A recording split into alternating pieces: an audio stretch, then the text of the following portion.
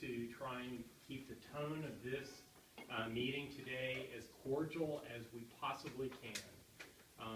Although, you know, if someone wants to make a comment, I mean, I think, like I said on Facebook, if you want to ask a piercing question, Bob Bagley, then go ahead and ask a piercing question. Same thing, you know, if someone wants to give a piercing comment, or if one of our guests want to say something, you know, that's fine. Let's do that. But let's just not make it, you know, personal attacks or things of that nature. So with that said, I'm going to ask the three guests who are here. Actually, you're really kind of the host, Commissioner Nowak, but if y'all want to just make a really brief introductory comment, and then I'll ask the first question. And as a tribute to Donna Brazil, I've already given our guests what the first question is going to be. And so you should have done it. I'll show it to you.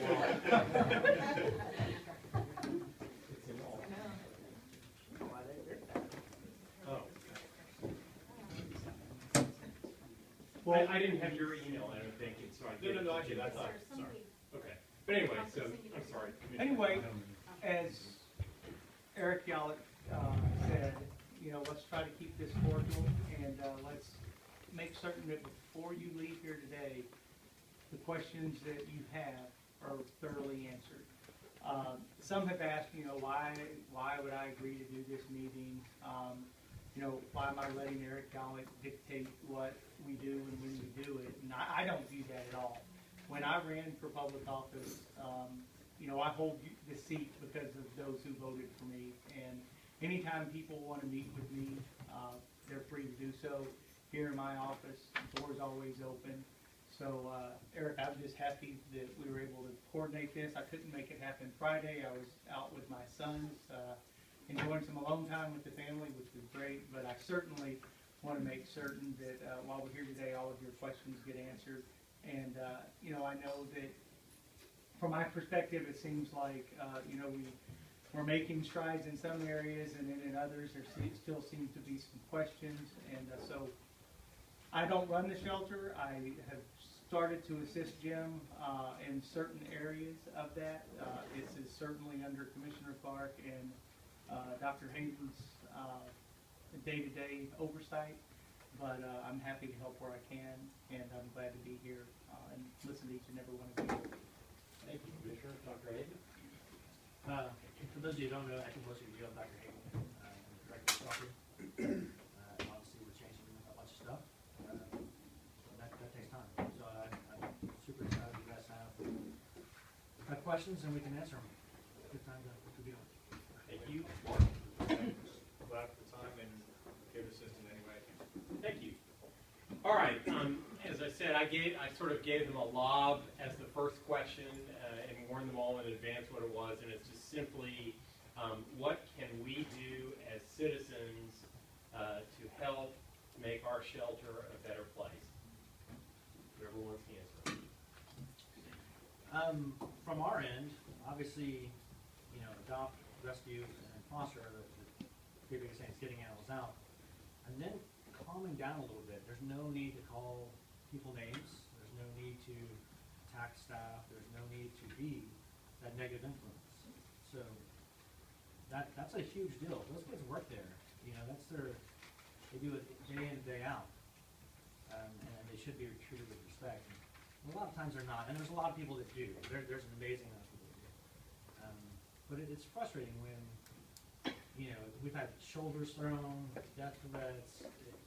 It is crazy from time to time, and all we're trying to do is increase the number of animals that get out of that place.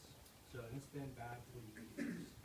So if you look at our numbers, we are way down from where we ever were before. And we have a long way to go. You know, we need to implement programs, but we have to do it in the confines of the budget we have, the building we have, and the tools that we have. So, and then we need to build that and expand from there. Anyone want to add? Okay. All right. Who wants to ask the first question? John, go ahead. Yeah, I appreciate this. I appreciate this meeting today. My question, I guess, really goes along the lines of this. As a commissioner's court, and I tried to raise this point. Maybe this helps too. But you know, in in the absence of communication, people sometimes come up with their own stories. When you see locked rooms, locked means secrecy.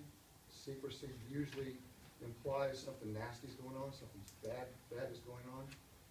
The question I've got is, why is it so difficult to communicate with the stakeholders? Because if we put anything out there, it gets jumped on and pounded on, and we're blasted. It's just not working. Not acceptable We were answer. so backwards inside that we had to fix the inside before we fixed the outside. So, and locked doors don't imply secrecy. It may to you, but every shelter in this country has locked doors. Every well-run shelter in this country has locked doors. We need to do that. So, and I apologize, but we take those animals from the locked area, we get them ready to go, make sure they're healthy, and then we put them up for adoption. If the animals in the adopted area get adopted, now there's room for those that are in those holding areas to move forward. And that's just the way it is. Those animals can still be seen. Blue room is locked, but you just need an escort. You know, we changed the sign, said public asset access, you just need an escort. So, and then if you have an animal in stray hold, you know, escorts get back there. It doesn't mean you can't be there, it means you need an escort. I still urge, and I have to Commissioner Clark also, I urge you to communicate and over-communicate with the community, and I think that'll help out a lot. So now the new plan that we, Commissioners Court approved the other day, talked about a communication portal. So it probably won't have a place where you can jump on it and make comments on everything that we put out, because there's a lot of nasty stuff that comes out.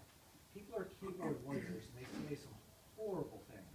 I'm not And talking it's about not fair. that. I'm talking from your seat, communication from your seat. So, but communication implies a two-way avenue, is what we're talking about. Lack thereof creates Suspicion. suspicion, yes. Mistrust. Yeah. Dr. Hayden, I wanted to follow up on one thing you said about 2 minutes ago. Could you explain to us what, sort of from a veterinary and also an operational perspective, what are the locked rooms that are, you know, towards the back of the shelter? So when animals come in, they go into a receiving area, and they're brought into stray hold. Animals by law have to stay with us for 72 hours from 5 o'clock the day they come in. That allows owners to come find their animals and try to get them back home. From there, we know that once an animal gets sick or is exposed to disease, it's going to take 10 to 14 days, 10 to 12 days to break with some of the diseases. You know, and you stress them. You put them on a truck, you snatch them out of the neighborhood, put them on a truck, or you came out of their home and they got dumped on us, and now they're stressed, and they're going to have to go through that process of, are you going to break with disease or not? And if you don't, we can put you up for adoption. If you do, we probably need to move you back to isolation. If isolation's full, we're going to kind of keep you in place, you know, with dogs that probably have similar diseases, and then get you healthy and get you out to adoption. We can also from there foster. So we've talked about changing our foster program to where you don't just get to foster anything and everything, because that doesn't make sense. What we want to do is, if you're foster sick animals, you can come get a sick animal. You don't need to put sick animals and healthy animals together in the same household. It doesn't make sense. It just makes two sick animals. So now if you're going to foster sick and get it healthy and bring it back so we can adopt it, awesome. Or you can bring it back for another foster because there's another foster line of healthy animals that go to offsites, that have weekends, they want to go to the outside adoption events. They want to partner with you guys for the other day. And you guys have a lot of OPA, so I'm talking about as offsites and getting together and getting animals out for the public to see. So one of my biggest challenges now that we have the inside fixed to a degree that it's functional, because it was not functional for a long time. We have to increase our adoption numbers. So, and again, and I've said it before in court, if you take adoption, rescue, and foster, and you add those numbers together, that's what's walking out the front door of our shelter. So, and I say ours, that's our community shelter. They're all the same. Functionally, they're always the same. So, it doesn't matter how we classified them in the past, if it was rescue, foster, adoption. If you add them all, if you add up all the animals that are leaving, they're all functionally the same. It's all within 100, 200 of them. So sometimes we're doing more, sometimes they're doing more. And I say them, CareCorp, and even somewhat county before I got there. So. Young lady in the back. So, can you just clarify a little bit about the fosters, because I've been fostering and I have a rescue, and I've been doing it a long time. So if you can clarify, because I've seen the storm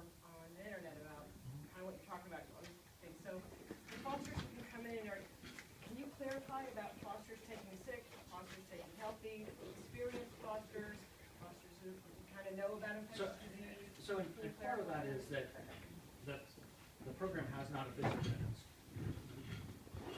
It's has not been announced yet, so, and we need to publish that, so that's part of that communication, but we did say up front, no foster can have more than 10 animals at a time, because there were houses with 30 cats in them, and then nobody was ever healthy, and nobody could get adopted because they weren't healthy, and then the shelter in our county was spending money on them for years. I mean, 2+ years on some of these animals. Well, that's not appropriate. So you can't have more than 10 because we want you to be in an appropriate place. As far as rescue, you can take any animal anytime. I want you to take them. That's what we want. We want to partner with the rescue. So now we're talking about fosters in particular. Yeah, we're not going to put an animal that is, you know, if you're really good at fostering and you're really good at making sick dogs healthy, take those dogs. So that's what we want to. Can I just like comment on that specific thing? Okay, so if somebody is really good at infectious disease, and I get that because it's highly transferable, but at some point they're going to need to take some healthy animals to get relief from doing all these sick animals all the time. It's very trying because some of those sick animals die, and it's emotionally straining. And so it would be nice to not restrict those fosters who understand You that. can decide where you're at, but if you have 3 sick dogs in your care, you're not getting a healthy one to put with it. You're just not. Well, you know, this is just my opinion about it. It depends on the foster, because I have parts of my house that are for sick animals, and I understand that. We have And I quarantine areas in our homes, just like you do in your shelter. So I think it We're should very go well more on a case-by-case basis, because some of the new fosters don't understand how infectious disease and how that's transferable. But there's lots of us who've been doing this for years who do get that, and we do like to have that blend of, you know, all Certainly, the and filters I think that's a valid point. That's something we'll sit down and take a look at. So, and it certainly can be a case-by-case basis. I don't necessarily have a problem with that, but in general, you come up with rules because you need rules, and there hasn't been rules. So if people just go to the back, they pick up a dog, they walk out, never till the front.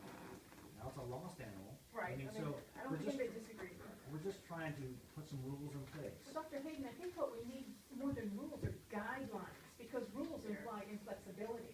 And we need guidelines, we need best practices, but we don't need a dictator up there ruling how these animals can and cannot be saved. But I mean, Let me to some just extent- stop for a second. This is obviously Commissioner Jim Flores, who just came in. As some of y'all might be able to ascertain, Jim's probably not feeling particularly well, but we appreciate you coming. Would you like to make, everyone, actually Dr. Hayden and Commissioner Noack each made about a 1-minute statement. Would you like to say anything? Sure, and by the way, those that I didn't check their hand on the way in, it's eye infection, I don't know if it's contagious or not, but it wasn't because I don't like it, but because I do like it, so. Everyone's moving away. Yeah, anyway. Yeah. And I'll just touch on this real quickly. You know, me and Dr. Hayden talked about that some of the fosters may be better equipped, may have, you know, 2 areas may have, and we talked about different scenarios, but, I'm Jim Clark, I'm Precinct for Commissioner 4, kind of been involved with the animal shelter, I guess, ever since I took office, a month or so, after I took office, and it's been a challenging, 18 months, or whatever we call it, but I think we're probably closer now than we've ever been to, actually fixing some of the stuff that's broke. And what's been broke all along, in my opinion, is that the animal shelter's never been funded properly, never been given the money to do a proper spay neuter program, which we all know, you know, I don't like to use the analogy of a dog chasing his tail, but as long as we don't handle spay and neuter, we're gonna continue to take in 21,000 animals.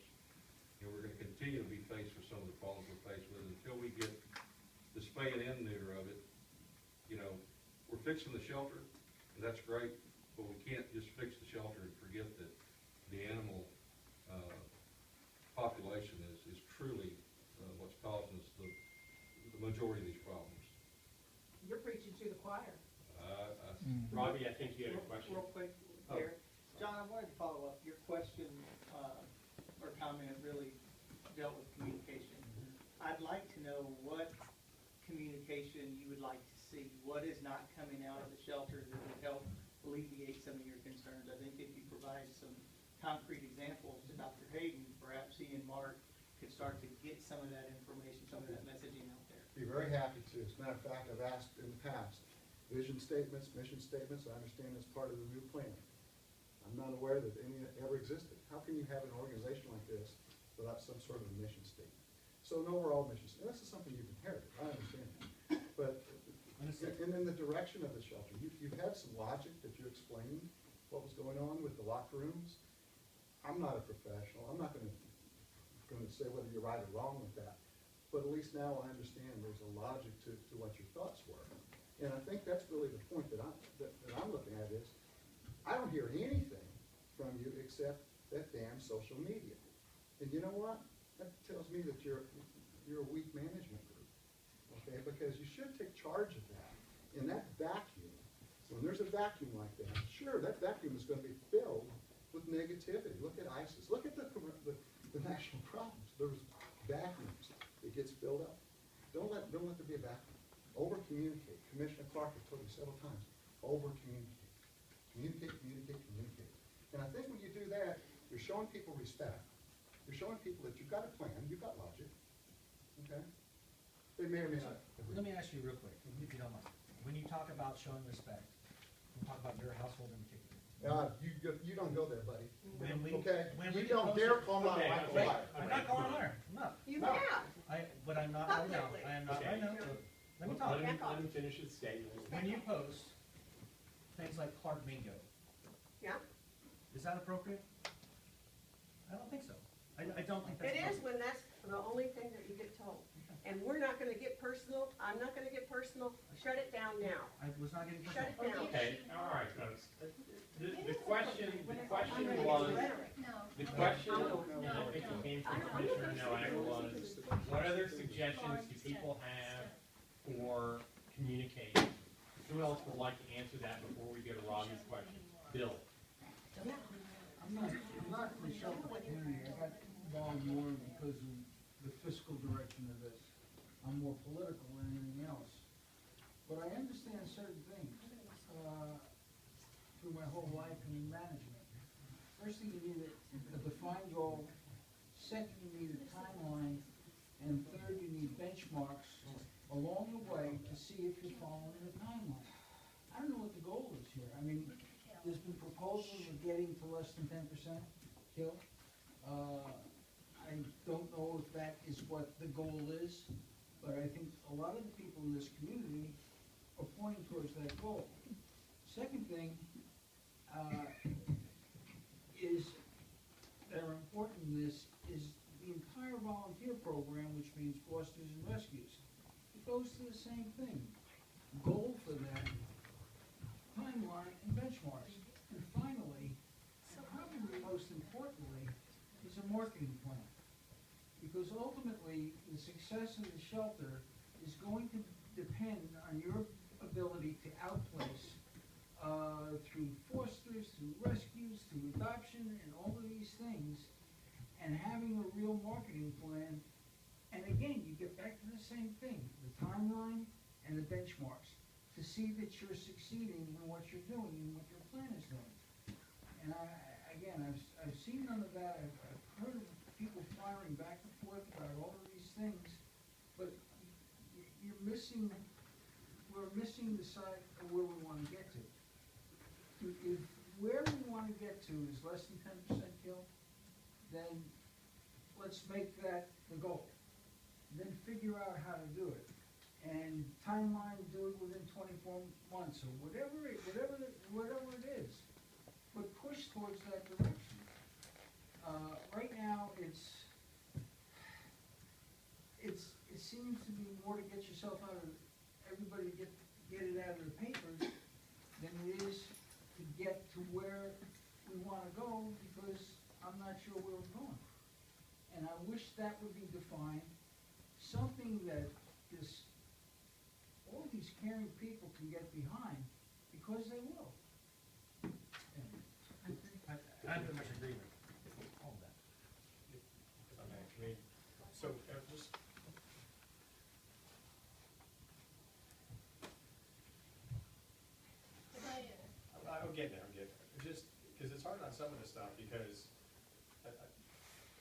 get into the back and forth, and maybe we've under-communicated, let's just put it that way. Part of it is because when things go out, even when there was a discussion on the plan, on the strategic plan that was put together, you know, under the advisement of all the commissioners, they wanted to have a date out there. So there was a date put in there, but even, you know, Commissioner Nowak, I mean, you had to jump into social media, right? I don't even get in social media anymore. When I get on Facebook, I gotta put my hand over it, and I go to the top and I just look for my friends, because I don't wanna look at feeds anymore. So, but I wanna clear up a couple of things, because we haven't said it, but now there's anybody else in this county. Every single department in this county, when it did its budget for its fiscal year, had to create a mission statement. Our mission statement was longer, it has to be cut down to about one simple line, and it's a little too short, but we have an original mission statement. We have had some stuff that has been fully communicated, no. But we kind of go back to, I think, what you were trying to say, which is sometimes, no matter what we put out there, everyone just seems to debate everything. I'll go back to, I didn't speak up, but if you want to go back to the first question of,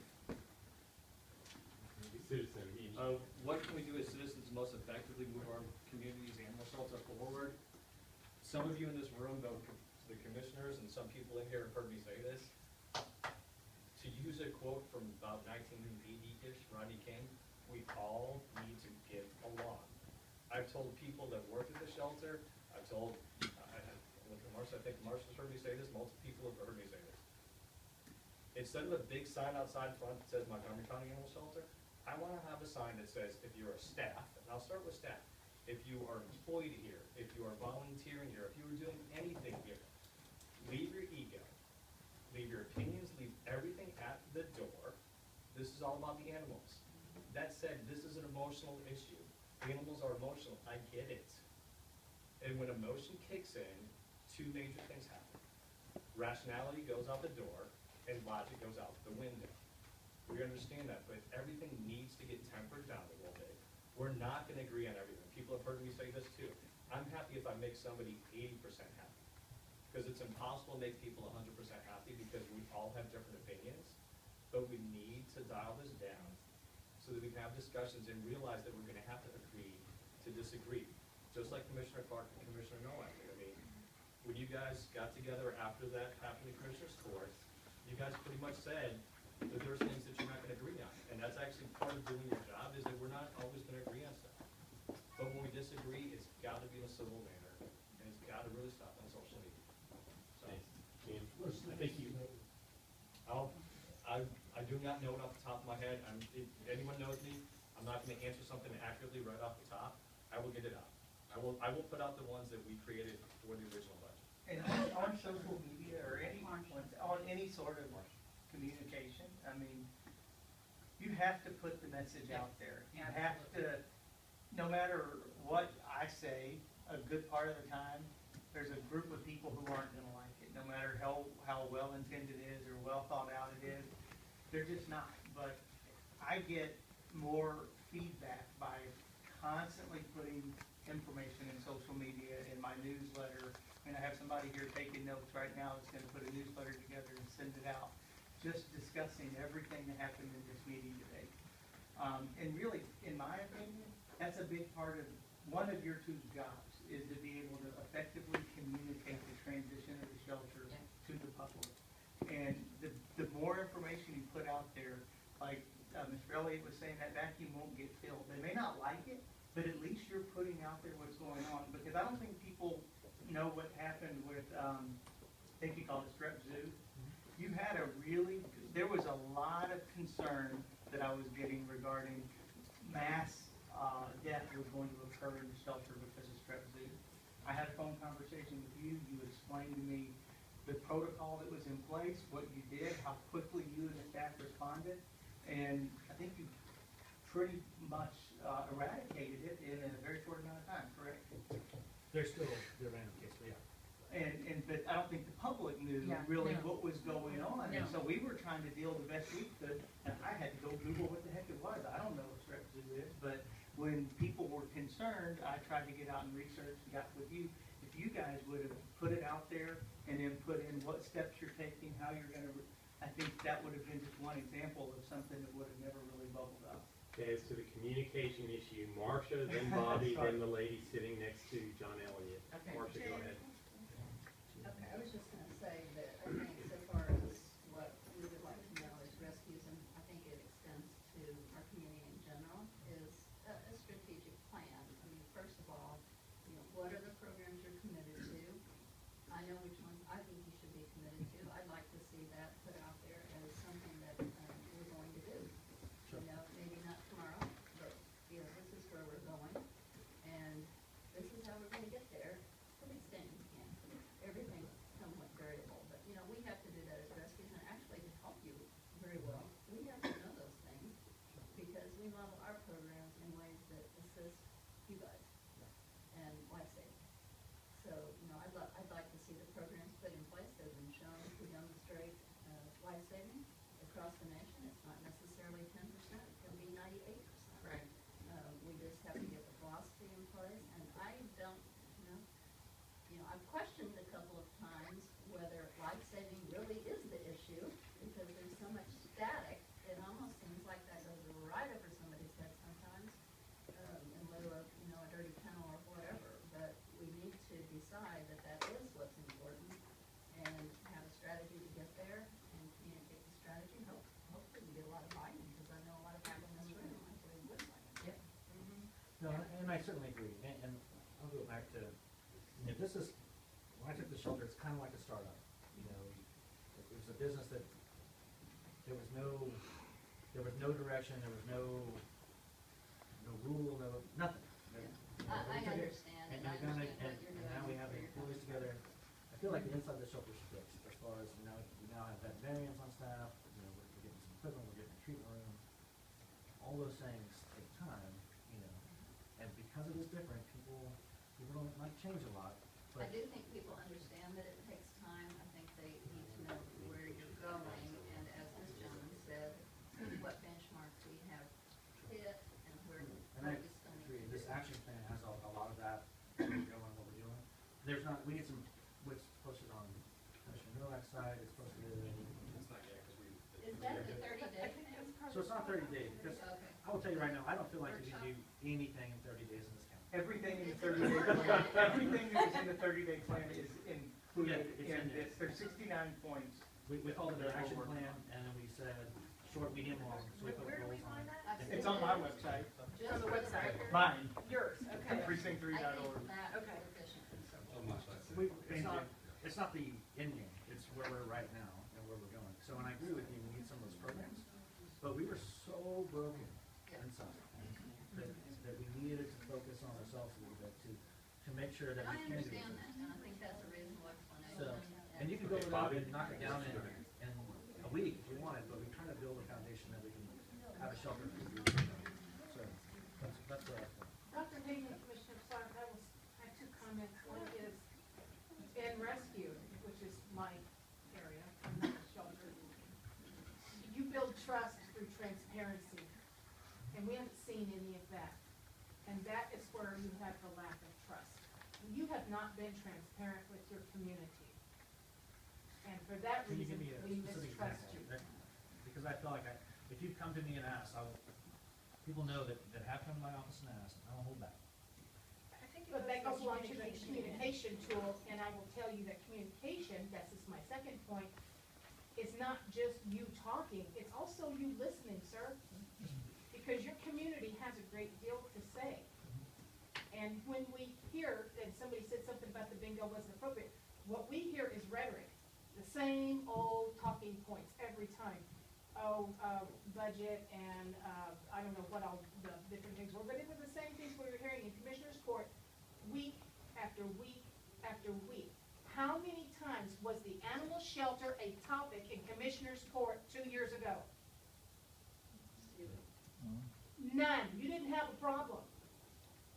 And then you sold the Blue and Ross and Carrot Corp, and then it all went. You I would didn't have that disagree, there problem. was a problem 2 years ago.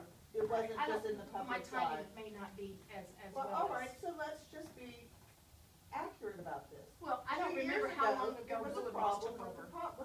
with the shelter. No, So let's be accurate. I said to the degree that you have now like it is now. You didn't have the community upset that you have Oh, now. okay, we're kind of debating history, and so, ma'am, would you like to? Okay. I want to feed on what she just said about the transparency. I found it very interesting that about the last 4 to 6 meetings that we had with Commissioners Court and the workshop, that we would get something going, and at the tail end of that, or the following day, there would be a statement from you. First of all, there was the 228 animals that were stolen by the rescues and sold for profit. Then the next week, there was the 500 volunteers that have signed up that nobody can seem to find, knows anything about. I can speak on that. My mom's a volunteer coordinator, and I've been personally helping her put. Can I animals into finish? this. Yeah, maybe she can finish. Can I finish? I'm just, if you're not, No. Just a minute. That's what I'm gonna say, you can speak up some stuff. Then there was also the last 2 weeks before, we had this mysterious staph infection that nobody knows anything about, that there's never been any documentation for. So do we really know that there was a staph infection? And then after last Commissioners Court, we had the foster guidelines that have been turned on their ear, and nobody knew about that. So it seems like every time we take one step forward, there's 2 steps back with dictates from your office that shows that there's some problem afoot, that the volunteers are doing something that unseemly, and people have no way to respond for 2 more weeks. And then for example, 2 weeks ago, you were told, or you said that you would bring the euthanasia reports to Commissioners Court. Last week, you did not have them. Not the euthanasia reports, we talked about the euthanasia policy.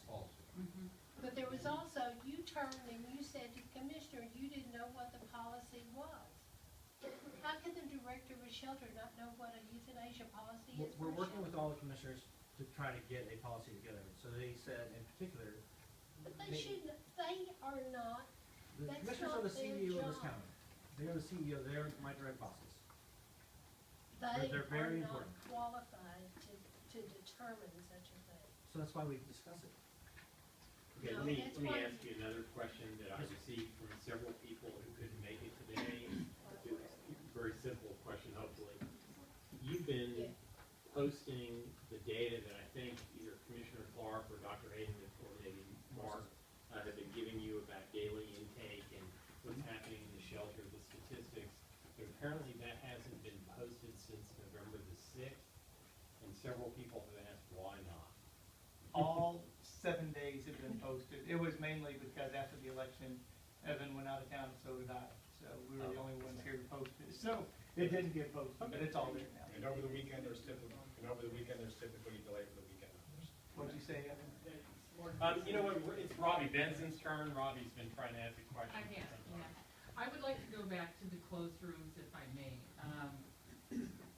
Dr. Hayden, you and I had a conversation last week in Commissioner's Court about a potential program being put together where a core group of volunteers could be trained specifically to go in and work with the animals in those closed rooms. Do you recall us having that conversation? Where I come from, we did that very successfully. We did not have the number of closed rooms that you have. We just had lost and strays closed and adoption open. We had a large number of core group of volunteers that were trained in disease protocol that went into those rooms and worked with those animals, and sometimes even took them out for walks. We had a designated area where none of the other dogs went. I don't know the logistics of MCAS, whether that is doable or not. I'm just telling you what we did. We had a small area where some of those dogs were able to be walked, and none of the other dogs crossed that path in case there was communicable disease. But this core group of volunteers went in there and read to those animals, talked to them, did behavior enrichment programs with them, and we know, all of us know, that an animal shelter is perhaps the most stressful environment for any animal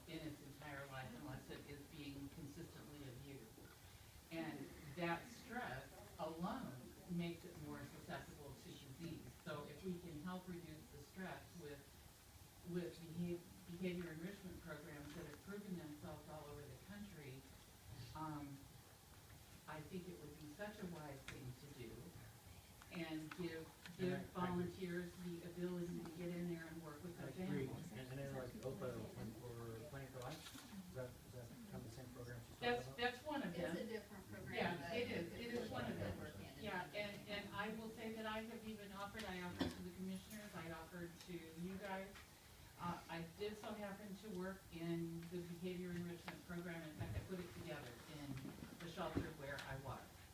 I offered to come and help train people to do that at MCAS, and I've not heard from anybody, nobody.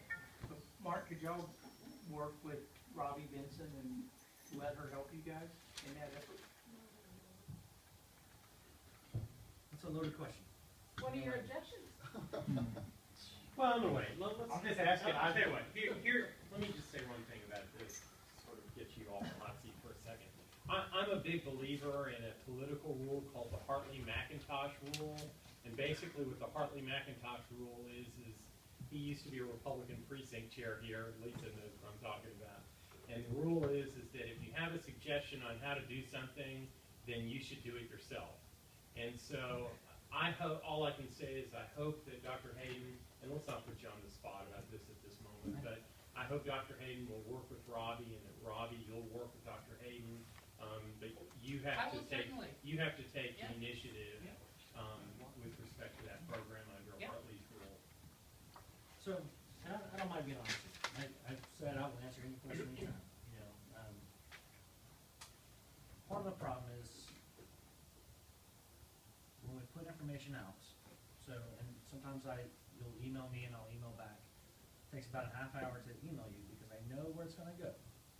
I know it's gonna get, the information comes right back out on Mr. Yawley's Facebook page, and some of the information is twisted. So, in lieu of that, I don't enjoy that. You know, you call me Boss Hayden and howdy doody, I don't think that's appropriate either. They don't. If you're gonna change things and you're gonna participate, you should always be respectful. So I know when I put information out to you, it goes right there. So I have a problem with that. So, and I don't have a half hour to answer an email and then have one zing back to me, and I gotta do this again, when I got employees to take care of and things to get done. So, I want those programs, and I want you to help, but I want you to work with us, not just, this is the way it's gonna be. I will absolutely do that. I will And I'll work with you, absolutely do it. hands down, I will. You can count on it. You know, And we Eric, talked about- can we not have any more howdy doody or boss Hayden? I wish. No. Please.